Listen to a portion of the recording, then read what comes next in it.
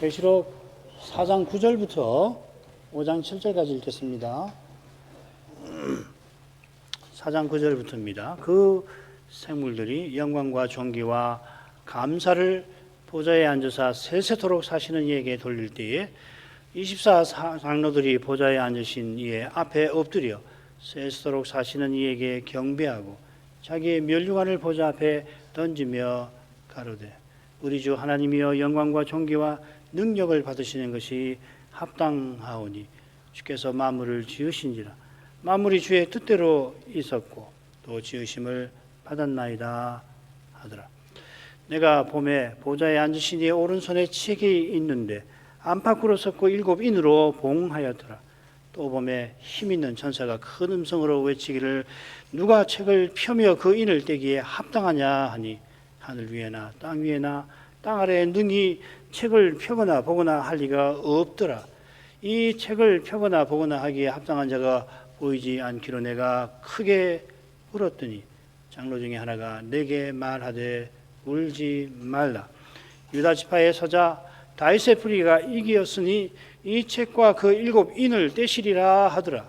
내가 또 보니 보좌와 내 성물과 장로들 사이에 어린 양이 섰는데 일찍 죽임을 당한 것 같더라. 7불과 7눈이 있으니 이 눈은 온 땅에 보내심을 입은 하나님의 7영이더라. 어린 양이 나와서 보좌에 앉으신 이의 오른손에서 책을 취하시니라.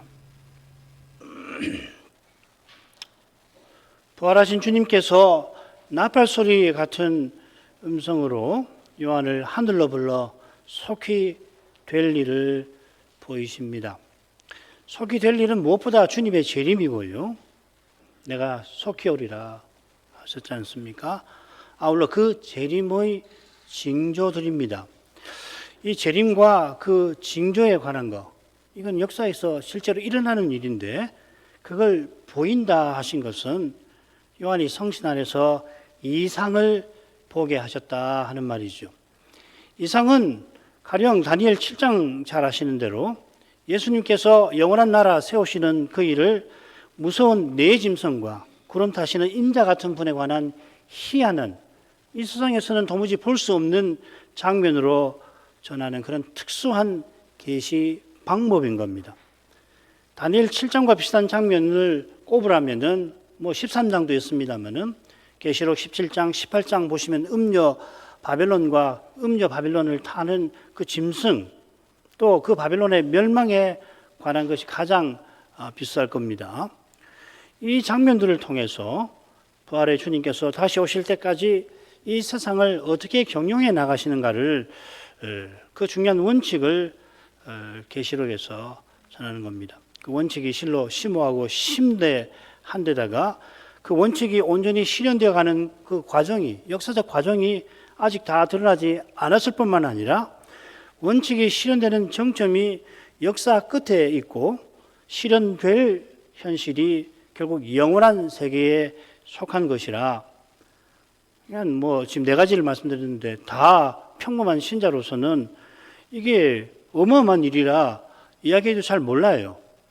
그래 우리 같은 평범한 신자들도 알아들을 수 있도록 마치 그림책처럼 이상의 신비한 장면을 이렇게 담아 주신 줄 압니다.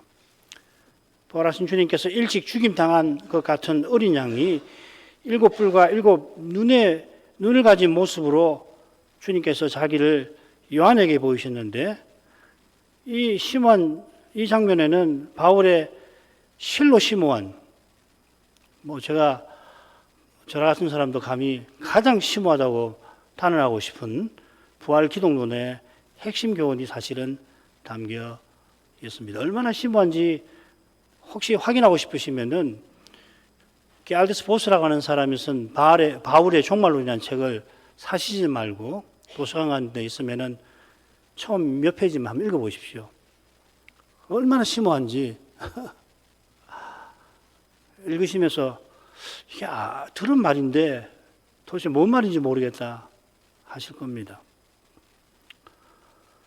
성신과 부활은 그만큼 심한 사건입니다. 재림도 마찬가지고요. 재림은 더 심하죠.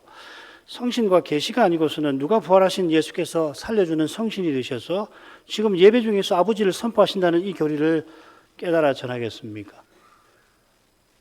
항상 물어보십시오. 정말인가? 정말 이거 성경에 기록되어 있는데 우리 목사가 그렇게 전하는데 정말인가? 물으시고 확인을 하셔야 됩니다. 그런가 보다 하지 마시고요. 이처럼 심한 교훈을 신비한 이상이라고 하는 마치 그림책 같은 장면에 담아 주신 겁니다. 지금 살피는 둘째 성소 이상, 4장, 5장은 두 개의 이상으로 이루어져 있다고 말씀드렸죠. 첫째 이상은 보좌 이상이라고 부를 수 있고 둘째 이상은 어린 양 이상이라고 볼 수 있습니다. 전자는 하나님이 창세 때 하늘을 거쳐 삼으신 때에 관한 것이고 둘째는 성자께서 십자가 지시고 부활하셔서 하늘에 오르신 일에 관한 겁니다. 보좌 이상에 담긴 교훈은 하나님의 위대한 창조에 관한 거고 어린 양 이상에 담긴 것은 하나님의 신비한 구속에 관한 겁니다. 각각의 이상은 하나님의 위대한 일에 관한 장면, 창조와 구속이 하나님께서 행하신 두 위대한 사역 아닙니까? 거기에 이어서 거기에 비추는 하나님의 영광을 천사들, 만물이 하나님과 어린 양께 찬송 드리는 내용이 하나님께 또 하나님과 어린 양께 각각 그렇게 되어 있죠. 그죠?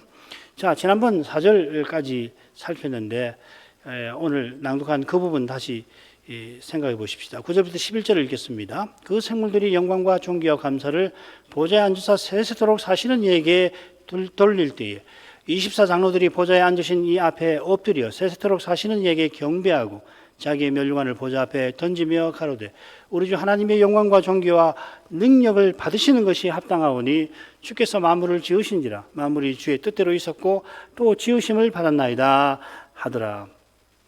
이게 얼른 읽으면은 아마 대부분은 그러실 것 같은데 9절은 8장을 곧장 가리키는 것 같습니다. 그런데 이 9절부터 11절의 동사는 앞선 절처럼 현재형이 아니라 미래형입니다. 문장이 조금 복잡합니다. 문법적으로 복잡합니다. 5절에 보시면은 보좌로부터 번개와 음성과 내성이 나고 있다. 또 내 생물의 앞뒤에 눈이 가득하다. 그리고 8절에는 쉬지 않고 밤낮 쉬지 않고 찬송을 드린다. 이 글이 있잖아요. 그런데 한글 개역은 가득하더라, 가득합니다 이렇게 되어 있는데 가득하더라 하고 과거 시제로 하더라는 과거 시제 아니에요, 그죠? 한이라 현재 시제 아닙니까? 9절부터 11절의 동사 시제가 미래형인데도 11절 끝에 보십시오. 하더라 이렇게 되어 있습니다. 과거형으로 새겼습니다. 적어도 11절까지 동사를 최소한 현재 시제로 새기는 게 문법상 좀 적절합니다. 요한이 이상 중에 번개와 음성과 내성이 나는 것을 보고 있고 생물의 몸에 또 날개에 눈이 가득한 것을 보고 있는 중에 내 생물이 쉬지 않고 찬송하는 것을 듣고 있습니다. 그런데 9절에 와서는 특이하게도 미래시제가 사용되어 있다는 겁니다. 이 두 가지 유력한 주장이 있습니다. 이 시제 문제와 관련해서는 하나는 생물들이 영광을 돌릴 때마다 24장로들이 경배하고 찬송한다 하는 해석입니다.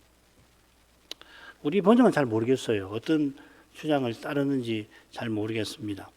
요컨대 여기 미래 시제를 반복되는 현재 행위로 본다 이렇게 말씀드릴 수 있습니다. 이렇게 보면 문맥이 사실은 아까 설명드린 이 문맥에 자연스럽긴 한데 문제는 근거가 별로 없어요. 그러면 문맥이 혹 어색하게 보일지라도 원문대로 새기는 게 제일 좋은 겁니다. 모르는 대로 새겨야지. 제가 해석자들을 탓하는 건 아닌데 저는 그게 옳다고 생각합니다. 자, 그러면 지금 생물들의 찬송은 요한이 보고 있는 장면보다 미래에 있을 일이죠. 그러면 이렇게 보면은 이 장면은 당연히 계시록 5장을 가리키는 게 됩니다. 요컨대 이 부분은 요한이 보았던 이상의 내용을 쓰기보다는 요한이 자기가 보았던 이상 사이에 해설을 지금 집어넣고 있다고 보는 것이 좋습니다. 이게 24장로가 면류관을 던지는 이유가 5장에 있다는 것을 보여줄 겁니다. 그 이유는 7눈을 가진 어린 양의 등장과 관계가 되어 있죠. 이건 조금 후에 아마 오해 볼 것 같습니다. 각 절에서 중요한 내용을 간단히 보십시다. 내 생물이 영광과 존귀와 감사를 보좌에 앉으신 하나님께 돌릴 것입니다. 한글로 돌린다라고 하는 이 낱말에 어떤 뜻이 있는지 10몇 개가 있던데요. 한번 확인해 보십시오. 어떤 뜻인지. 여기 이제 성경에 하나님께 돌린다 할 때는 이건 성경적인 어법 같아요. 한글 사전에 아직 등재되지 않은. 비슷한 표현이 11절에 영광과 존귀와 능력을 받으시는 데 나오죠. 그죠? 내 생물이 영광과 존귀와 감사를 하나님께 돌리듯이 원문에는 드린다. 이거는 give입니다. 디도미인데. 그래서 내 생물은 드리고 하나님은 받으시지요. 자연스럽죠. 그죠? 말 자체는 자연스럽습니다. 피조물이 하나님께 감사드리는 것은 뭐 마땅하고 실로 얼마나 자연스럽습니까? 자, 그런데 여러분, 하나님이 능력을 받으신다는 말은 뭐예요? 전에 없으셨던 능력을 지금 24장로들에게 받아 가지신다는 뜻입니까? 그런 생각 한 분이나 해보신 적 있어요? 없죠? 영광도 마찬가지입니다. 존귀도 마찬가지입니다. 뭐, 우리는 이걸 이미 잘 배웠는데, 우리가 하나님께 영광을 돌린다, 드린다, 영광을 돌린다 할 때에 없는 영광 만들어 드리는 법 없어요. 그 하나님께 없는 영광이라는 게 뭐가 있겠습니까? 사실 더 중요한 거는 제가 설명드렸죠. 영광을 돌린다는 것은 하나님이 자기를 드러내시는 선행하는 위대한 사역이 있고 그걸 보는 것이 전제되어 있는 거거든요. 아무튼지 없는 영광을 우리가 만들어서 우리가 열심히 일해서 열심히 착한 일을 해서 열심히 신앙생활을 해가지고서 뭘 해가지고 그걸 하나님께 드리면 하나님께서 오냐 고맙다 내게 없는 영광을 네가 주었거나 그런 거 아니란 말이죠. 존귀도 마찬가지고 그죠? 여기 돌린다 받으신다 라고 하는 표현은 우리가 찬송을 드리고 드린 찬송을 주님이 받으신다 하는 뜻으로 새기는 게 좋습니다. 그러니까 굉장히 우리가 습관적으로 언어를 씁니다. 동시에 사람의 언어는 한계가 있어요. 그래서 우리가 영광을 돌린다, 찬송을 돌린다, 이렇게 할 때 또 능력을 받으신다 이런 거 쓸 때에 오해를 해서는 안 되는 겁니다. 그 하나님이 능력을 나타내시니까 하나님은 능력이 있은 분이십니다 하는 게 능력을 돌리는 거고 오냐 하고 그래 하고 받으시는 거란 말이에요. 찬송을. 하나님께서 영광과 존귀를 드러내시니 생물들이 그런 분으로 기리는 겁니다. 영광과 존귀를 드러내신다는 건 자기가 누구신지 얼마나 거룩하고 높으시고 고귀하신지를 드러내시는 거죠. 그처럼 하나님이 복을 주시니 감사한 분이라고 기리며 높이는 겁니다. 이게 감사를 돌린다는 이야기죠. 그죠? 감사를 드린다. 감사를 돌린다. 드린다. 감사를 드린다가 더 자연스럽잖아요. 내 생물이 보좌에 앉으신 하나님께 영광 찬송을 드리는데 이 하나님을 세세토록 사시는 분이라고 덧붙입니다. 10절에 다시 나오죠. 그죠? 10절에 보좌에 앉으신 이께 엎드리고 세세토록 사시는 이에게 경배한다. 이 사시는 하나님이 한 번, 세세토록 사시는 하나님이 두 번 계시록에 더 나옵니다. 세 번 모두 통치하시는 하나님을 가리키는 표현입니다. 이 부분에서 보좌에 앉으신 하나님, 세세토록 사시는 하나님 성어가 거듭 나오는 이유가 제5장의 이상과 긴밀히 붙어 있는 것 같습니다. 계시록에 이 산다는 낱말을 보면 13번이 나오는데 5번은 하나님께, 4번은 부활하신 그리스도께, 2번은 신자에게, 나머지 1번은 짐승에게 쓰입니다. 그리스도께 쓰인 4번은 모두 첫째 성소 이상 1장과 그리고 7째 서신에 나옵니다. 1, 2, 3장에 나옵니다. 아울러 계시록 5장의 어린 양은 전에 죽임 당하신 분으로 언급됩니다. 보좌 이상 중에서 내 생물이 쉬지 않고 거룩하시다 하고 찬송하는데 그들이 특별히 영광과 존귀와 감사를 드리고 그들의 찬송에 호응하여서 24장로가 영광과 감사와 능력 받으시기에 합당한 분이라고 높일 겁니다. 그 이유가 무엇 때문인가? 왜 이렇게 높이는가? 어린 양의 등장에 있는 겁니다. 이 등장이 보좌에 앉아 세세토록 사시는 하나님께서 만물을 다스리시는 그 목적과 붙어 있는 겁니다. 그리스도의 승천은 십자가와 부활과 하나를 이루는 구속 역사의 정점인 겁니다. 내 생물이 영광 찬송을 드릴 때에 24장로가 하나님께 엎드려 경배합니다. 자기 보좌에서 일어나 하나님께 엎드려 경배하고 하나님의 보좌 앞에 면류관을 던질 겁니다. 면류관을 보좌 앞에 던지는 이유가 뭔가? 그들이 하나님께 드리는 찬송에서 짐작됩니다. 그들은 주 곧 우리 하나님이라 부르며 하나님이 능력 받으시기에 합당하시다고 기립니다.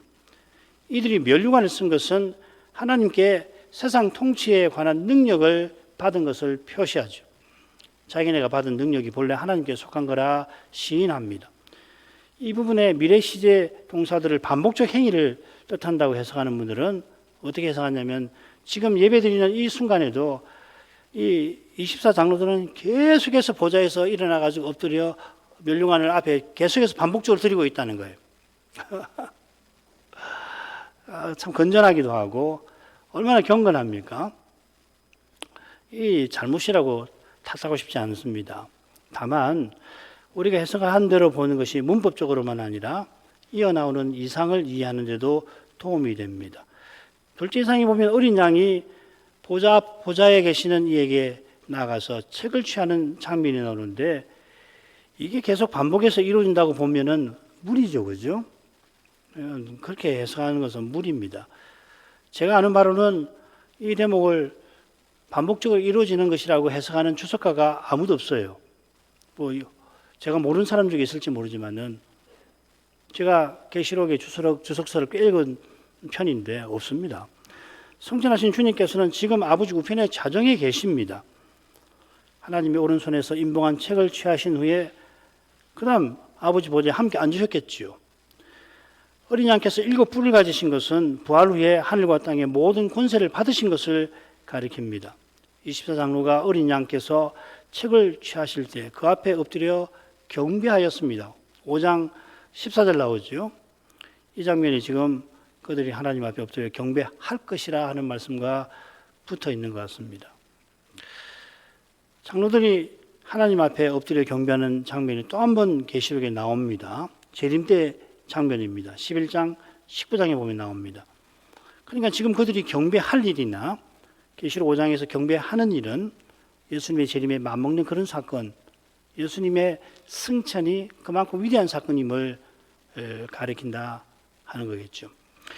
24장로가 하나님께 드린 찬송이 11절에 나옵니다. 전반절을 이미 살폈는데요.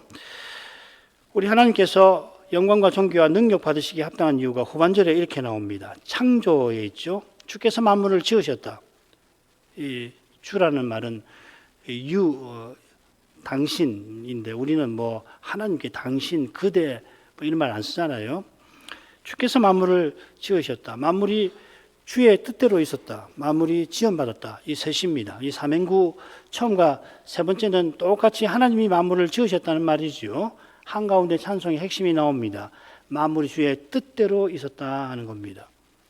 하나님께서 만물을 창조하신 뜻, 그 목적이 있는데 그 목적이 이루어지는 것을 이제 내 생물과 24장로가 보게 되면은 찬송하게 될 겁니다. 그게 계시록 5장의 전반부이죠. 그리고 그 뜻이 기록된 책이 7 봉인으로 봉인되어 있는 그 책에도 이 내용이 들어가 있겠죠, 그죠? 자, 이 정도로 하고 어린 양 이상으로 가보십시다. 여기 이제 내가 보았다는 이 표현이 4번이나 나올 거고요. 그 다음에 또 들었다 하는 말도 2번 나옵니다. 나중에 설명하고 1장부터 7절로 가지요. 첫째 부분 1장부터 7절은 어린 양께서 임봉한 책을 받으시는 장면인데 줄거리를 간단히 보겠습니다. 간단한지 복잡한지 보겠는데 1절에 보좌에 앉으시니 오른손에 임봉된 책이 있는 걸 봅니다. 그리고 2, 3절에 힘 있는 천사가 갑자기 질문을 요한에게 하더니 그 질문에 해당하는 현실이 없어요. 그 책을 펴서 볼 자가 아무데도 없는 사실이 드러납니다. 그랬더니 요한이 크게 울고, 이번에는 한 장로가 울지 말라 하죠. 그 가운데 부분입니다. 그리고 장로는 계속해서 이 책을 펴실 그분이 누구신가? 유다 지파의 사자 다윗의 뿌리이신 이가 이기었으니 이 책을 보시기에 합당하시다, 그렇게 선언을 하죠. 그죠? 그리고 7절에 어린 양께서 나타나신 어린 양께서 보좌에 앉으신 이의 오른손에서 책을 취하시죠. 그죠?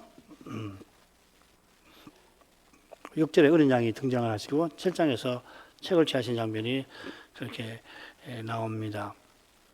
설명은 이미 들었으니 밑에는 생략하죠.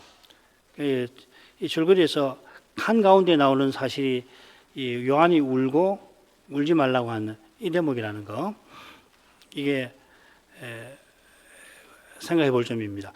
자, 1절 가죠. 내가 봄에 보좌에 앉으신 이의 오른손에 책이 있는데 안팎으로 섞고 7인으로 봉하였더라. 내가 봄에 하고 요한은 새로운 이상을 소개합니다. 첫째 이상에서는 보좌가 강조가 되었죠. 그죠? 이 보좌라는 말이 무려 14번이나 나옵니다. 두 번은 물론 24장로가 앉은 보좌인데 14번이나 나와요. 보좌가 강조되는 것은 하나님이 보좌에 앉아 통치하시는 사실이 교훈의 핵심임을 보여줍니다. 이번 이상에는 어린 양이 강조되고 아울러 책이 중요합니다. 이 책이 7번 나옵니다. 계시록에는 7번 나오는 이 중요한 표현이 참 많습니다. 나올 때마다 이 체크해서 염두에 두시면 좋습니다. 이 책이 보좌에 앉으신 이 오른손에 있는 것을 요한이 먼저 보았습니다. 원문을 여러 번 읽어봐도 요한은 보좌에 앉으신 하나님의 오른손을 강조하는 것 같아요. 짝을 이루는 7절을 표현을 봐도 그렇습니다. 7절에는 원문에는 책이 나오지 않습니다. 대신에 똑같이 보좌에 앉으신 이의 오른손에서 하고 끝납니다. 그러니까 원문을 보면은 중요한 표현이 앞뒤에 정확하게 똑같이 나오는 겁니다. 보좌에 앉으신 이의 오른손, 오른편이나 오른손이 같은 말입니다. 이 넥시아라는 말을 오른손이라고도 번역하고 오른편이라고도 번역할 수 있는데, 책과 직접 관련됩니다만은 더욱 중요한 것은 그곳이 어린 양의 이후 위치, 쉽게 말하면 어린 양이 앉으시는 그곳이라는 이야기죠. 하나님께서 창세 때부터 하늘에 보좌를 두시고 거기 앉으신 뜻이 책의 내용과 붙어 있습니다. 그 뜻을 하나님이 친히 이루시겠다 하시는 것이 오른손에 그 책이 있는 사실에서 드러납니다. 첫째 성수이상에서도 영광의 주님께서 오른손에 7사자를 별을 쥐고 계시잖아요. 그 사자를 통해서 친히 말씀을 전해서 주님의 교회를 세워나가시겠다, 그 말 아닙니까? 이게 삼위께서 영원한 가운데서 함께 가지신 영광, 협의의 핵심입니다. 하나님의 오른손에 책이 한 권 있는데 안팎으로 섞어 7인으로 봉해져 있습니다. 책인데 이건 두루마리 형태일 거라고 생각됩니다. 아무리 생각해봐도 두루마리일 거다. 우리가 흔히 책이라고 부르는 형태, 이걸 코덱스라고 부릅니다. 전문 용어인데요. 그러니까 이게 코덱스예요. 종이나 이런 것을 여러 개를 붙여가지고 매가지고서 이렇게 만든 것을 코덱스라고 그러는데, 이게 정확하게는 2세기 초반부터 이 형태가 등장합니다. 그 전에는 뭐가 있냐면은 양피지나 두루마리, 종이는 나중에 나왔으니까 그걸 계속 이어요. 파피루스가 한 이만할 텐데 그걸 옆으로 계속 하면 길어지잖아요. 양피지도 마찬가지입니다. 양피지를 하나씩 해가지고 그걸 실로 해가지고 매가지고 길게 하고 난 다음에 이걸 써가지고 둘둘둘 말지요. 이게 이제 두루마리, 스크롤이라고 하는데, 아마 지금 이 책이라고 하는 말은 그 스크롤, 이 두루마기를 가리키는 것 같습니다. 그 이야기입니다. 넘어가죠. 그 다음 페이지로 가죠. 이 두루마기는 안팎으로 썼습니다. 안팎으로 쓴 걸 요한이 보았을까? 뭐 볼 수 있겠죠, 그죠? 밑에 그림 보실 수 있으면, 네, 그 보면, 그림에 보면은 그 뒤편에 글이 있다는 것을 얼른 볼 수 있죠, 그죠? 감아놨는데 그 여백이 생기면 거기에 이제 빛이 들어가서 뒤에도 글씨가 보였을 수가 있잖아요. 그죠? 그랬을 수 있는데 더 중요한 것은 뭐냐면 안팎으로 쓴 책이 에스겔 2장 3장에 나온다는 겁니다. 무슨 말이냐면요. 계시록은 특별히 그런데 계시록에 나오는 어떤 중요한 표현이나 어떤 주제나 이런 걸 생각할 때 먼저 구약을 생각해야 해요. 당시 관행도 중요하지만은 뭐 신약 다른 책도 마찬가지인데 구약에 관련된 내용이 있을 거라고 짐작하고 그걸 찾아서 이해하는 것이 참 중요합니다. 성경은 희한한 책이에요. 그러니까 성경이 그리스 로마 시대에 쓰였으니까 그 당시 관행을 차용하기도 하고 그렇지만은 뭐 없는 건 아니에요. 뭐 양자 삼음 같은 것도 그런 건데 그런데 특별히 요한계시록 같은 경우는 구약에 크게 의존해 있습니다. 그러니까 구약을 잘 알지 않으면은 계시록의 내용을 오해하기가 너무나 어려워요. 그래서 이 지금 안팎으로 쓰여 있다라고 하는 이 표현이 어디 나오냐면 에스겔 2, 3장에 나온다는 겁니다. 거기 애곡 재앙의 말이 기록이 되어 있습니다. 배도한 이스라엘 자손에게 에스겔을 보내어서 여호와의 심판을 경고하셨습니다. 이 3장 끝에 이렇게 되어 있어요. 들을 자는 들을 것이지만 듣기 싫은 자는 듣지 아니하리라 하고서 이 책의 내용이 끝납니다. 마찬가지로 지금 보좌에 앉으신 하나님의 손에 있는 책도 배도자에게 내리는 심판의 책입니다. 평범하게 안 믿는 사람을 심판하신다. 물론 그렇지요. 그런 내용이 없지 않아요. 그런데 계시록의 대부분의 심판의 내용은 배도자에 관한 거라는 겁니다. 배도자에 관한 거. 배도자는 누군가? 배도자는 그리스도를 믿는다고 고백하는 사람 가운데서 나오는 거지 그리스도를 생판 모르는 사람을 배도자라고 하지 않는 거예요. 에스겔이 경고한 것처럼 들을 자는 들을 것이지만은 듣기 싫은 자는 듣지 아니하리라. 여러분 계시록 요즘에 계시록 좋아하는 사람이 누군지 한번 조사해 보십시오. 어떤 사람들이 계시록을 즐겨 있는지 한번 보십시오. 그러니까 특정한 사람들이 나타날 거예요. 세대주의자들 특별히. 세대주의자들은 신앙이라도 있어요. 우리 신앙상 우리와 가까운 분들이죠. 해석이 너무 과격하고 근거 없어서 문제고 그건 아쉬운 점이지만 무슨 말씀드리냐면은 이 시대에 계시록에 관심이 있습니까? 여러분 어떠세요? 내가 속히 오리라고 하신 주님 말씀이 실감이 나십니까? 우리가 살고 있는 시대 예배당 문 밖을 나가서 오늘 날마다 우리가 살아가는 일상 속에서 예수님의 재림은 어디 있는 겁니까? 우리의 삶에서 재림하신 예수님은 어디 계시는 겁니까?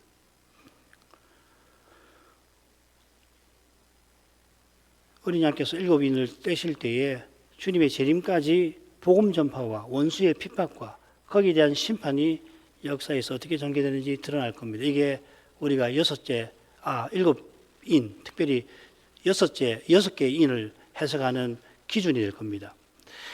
이 두루마리는 7인으로 봉인되어 있습니다. 이 두루마리에 중요한 내용을 담을 때, 이 정치적으로 아주 중요한 결정사안을 담든지 왕의 칙령을 담든지 할 때는 함부로 열어보지 못하도록 전달하는 사람이 열어보지 못하도록 두루마리를 일단 실로 매요. 밑에 그림 보시면 도움이 될 겁니다. 실을 맺지요, 그죠? 그리고 밀랍을 딱 붙입니다. 뜨겁게 해가지고 밀랍을 붙여놓고 거기다가 인장반지를 꽉 누르는 겁니다. 왕의 칙령 같으면 왕의 인장반지를 딱 누르는 거예요. 그러면 인장이 새겨져 있죠, 그죠? 이걸 받는 사람이 이 인을 떼가지고 실을 풀어서 봐야지. 다른 사람이 만약에 그 인을 손상시키면 큰일 나지 않습니까? 그겁니다. 이 봉인이라는 말이 이제 인장을 찍는 거죠. 7인으로 봉개져 있다고 했는데 이게 어떤 형태일까? 저는 이 그림이 가장 비슷하지 않나 생각이 듭니다. 1, 2, 3, 4, 5, 6, 7 인이 숫자가 이렇게 되어 있는데 역순을 읽어야 됩니다. 7번부터 떼시는 거죠. 주님께서 7번이 처음 인입니다. 숫자를 이렇게 거꾸로 매겼는데 제자가 하는 순서대로는 1, 2, 3, 4, 5, 6, 7이 맞겠죠. 그죠? 근데 떼실 때는 7번부터 떼시는 거죠. 떼고 그 다음에 6분을 떼고 하나씩 이렇게 떼는 걸로 볼 수 있지 않나. 참고하십시오. 사실은 인이 7개 있다면 긴 두루마리가 있는데 거기에 인이 나란히 7개 찍혀 있는 그런 거 보셨죠, 그죠? 그거 아닙니다. 그럴 수 없잖아요. 떼고 하나가 열리고 떼고 하나가 열리니까 문서가 7개로 되어 있어야 되죠, 두루마리가. 그게 합리적이잖아요. 그래서 제가 한번 찾아서 근사한 그림을 보여드립니다. 왜 그러냐면 이상을 이해하는데 이 그림을 할 수 있는 대로 생각을 좀 할 필요가 있어요. 완벽하게는 알 수 없지만은 7인으로 봉인된 이 두루마리는 다니엘의 마지막 예언과 붙어 있습니다.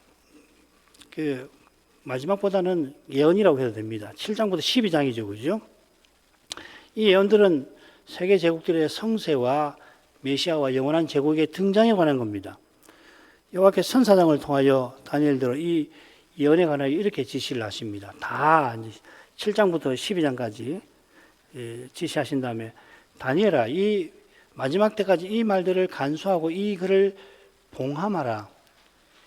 비슷한 표현이 다니엘 8장에 나옵니다. 그리고 12장 9절에도 나옵니다. 8장의 예언과 10장부터 12장의 예언이 사실은 서로 나란히 병행되는 예언인데 세 군데 나옵니다. 이 봉함한다 하는 표현이 요한계시록 5장 1절에 봉한다는 그 낱말입니다. 5장에는 좀 더 강하게 되어 있습니다. 카타 하면 좀 더 강세가 들어간 말입니다. 단단히 봉하라 이런 뜻입니다. 다니엘은 받은 예언을 봉인했지만은 어린 양은 봉인을 해제하십니다. 어린 양께서 봉인을 해제하신다는 사실에서 다니엘대로 봉인하게 하신 이유가 잘 드러납니다. 다니엘에게 후일에 될 일을 다니엘에게는 후일에 될 일로 예언되었는데 예언된 그 일이 속히 이루어져 간다 하는 겁니다. 메시아께서 십자가와 부활로 그 일을 이루실 자리에 오르셨습니다. 이것이 지금 우리가 살피는 둘째 이상의 핵심 내용입니다. 7눈 가지신 어린 양께서 보좌에 앉으신 분의 오른편에 가서 두루마리를 취하시고 그 다음에 앉아서 인을 차례로 떼실 겁니다. 이 3절 간단히 살피죠. 또 봄에 힘 있는 천사가 큰 음성으로 외치기를 누가 책을 펴며 그 인을 떼기에 합당하냐 하니 하늘 위에나 땅 위에나 땅 아래에 능히 책을 펴거나 보거나 할 리가 없더라. 힘 있는 천사가 큰 소리로 선포합니다. 계시록에 힘 있는 천사가 3번 나옵니다. 둘째 힘 있는 천사는 그리스도와 흡사한 존재입니다. 세 번째 힘 있는 천사는 바벨론의 멸망을 전파하는 천사입니다. 마찬가지로 지금 힘 있는 천사가 이 두루마리를 펴볼 자가 누구냐 하고서 외칩니다. 그러니까 힘 있는 천사가 어떤 존재인가? 아주 특별한 임무를 맡은 천사고 그리스도와 딱 붙어 있는, 예를 들면 구약의 여호와의 사자와 비슷한 천사로 저는 생각됩니다. 여호와의 사자는 여호와와 구분되지만은 하나이시잖아요, 그죠? 이 힘 있는 천사는 미가엘 같은 존재라 생각하시면 좋습니다. 다른 천사 중에도 있습니다만은 힘 있는 천사가 큰 음성으로 외치는 광경을 요한이 보았습니다. 계시록에서 큰 음성을 다 찾아보면요, 하늘에서 나는 소리예요. 그러니까 하늘에서 나는 소리는 두 가지인데 하나님의 음성이나 셋이겠네요. 천사나 성도들의 음성일 겁니다. 주님과 중요한 천사들이 내는 소리의 큰 음성이라고 표현합니다. 외친다고 새겼는데 이게 요한문헌에 요한복음, 요한 1, 2, 3서 다 포함해서 여기만 유일하게 나오는 아주 중요한 어입니다. 이 용어가 바울 서신에는 참으로 많이 나옵니다. 여러분 게리그마라고 하는 말 들어보셨죠, 그죠? 그게 동사입니다. 선포한다는 뜻입니다. 힘 있는 천사가 큰 음성으로 누가 할 때에 결국 복음을 선포하려고 그리스도를 선포하려 하는 겁니다. 그 책을 펴서 인을 떼기에 합당한 분이 누군가를 천사가 요한에게 전하려고 질문을 하는 겁니다. 책을 펴며 인을 떼는 행위가 뭔가 보면은 여러 가지로 되어 있습니다. 사실 논리적으로 한번 생각해 보십시오. 책을 펴며 인을 뗀다. 지금 우리 아까 본 그 그림이 맞다면 먼저 뭘 해야 됩니까? 인을 떼고 책을 펴야 되죠, 그죠? 그게 논리적이잖아요. 그렇게 읽으시면 안 된다는 이야기입니다. 이 책과 인에 관한 내용을 본다, 편다, 본다, 뗀다, 연다. 연다는 말인데 편다, 뗀다 이렇게 다 번역을 해놨어요. 요즘 말씀드릴게요. 다 같은 말입니다. 책을 연다, 인을 뗀다는 말이 뭔가 거기 담는 내용을 물론 이해한다는 뜻도 되겠지만은 더 중요한 건 뭐냐면 그 책의 내용을 실현한다는 겁니다. 이게 중요한 거예요. 그거 설명하려고 뭐 이렇게 모든 그 인과 책에 관한 표현들을 제가 다 모아놨는데 관심 있는 분들 보십시오. 그 여러 가지 표현이 있는데 핵심은 바로 그거라는 겁니다. 이 위대한 일을 이룰 분은 오직 한 분만 계십니다. 하늘 위에도 없습니다. 하늘 위에도 안 계시고 땅 위에도 땅 아래도 그분은 사람 되신 하나님, 말씀이 육신이 되신 그리스도 어린 양이십니다. 이만큼 하죠.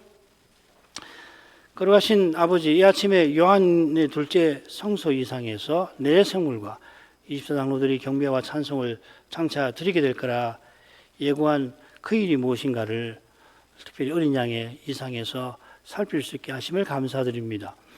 이 일이 어떤 일인지 저희는 이미 신약의 다른 계시를 통해서 익히 배워 알고 있사오나 그 일이 얼마나 위대하고 놀랍고 신비한 것인지 요한이 이상 중에서 보인 그 행동을 통하여 다시금 확인합니다. 요한이 그 시대에 그리고 그 이후로도 누구보다 그리스도의 십자가와 부활과 승천하심과 재림하실 일에 관해서 깊이 깨달은 분이겠지만 스스로는 하나님의 구속 경륜을 이루는 일에 전혀 기여하지 못하는 그러한 존재인 것을 이상 중에서 깨닫고 그가 크게 울었습니다. 과연 그가 자신이 그런 존재인 것을 날마다 철저하게 깨달아가서 이상 중에서 그렇게 울었던 것이 아닌가, 울어도 크게 울었던 것이 아닌가 생각합니다. 중요한 것은 어린 양께서 역사의 마지막 순간까지 약속하신 일을 친히 이루시는 바로 그 사실인 것을 이 아침에도 마음에 깊이 새기게 해주시고 참으로 깨달아가기를 힘쓰게 하옵소서. 우리 눈앞에 벌어지는 현실이 어떠한 것이든지 그 일에도 불구하고 심지어 그 절망스러운 현실을 통하여서도 주님께서는 약속하신 그 일을 이루고 계시는 이것을 꼭 믿게 해 주시옵소서. 그 주님을 인하여서 힘을 얻어서 저희도 끝까지 믿음을 지키고 이기는 자에게 주시는 그 복을 누릴 수 있게 해 주옵소서. 예수님 이름으로 기도합니다. 아멘.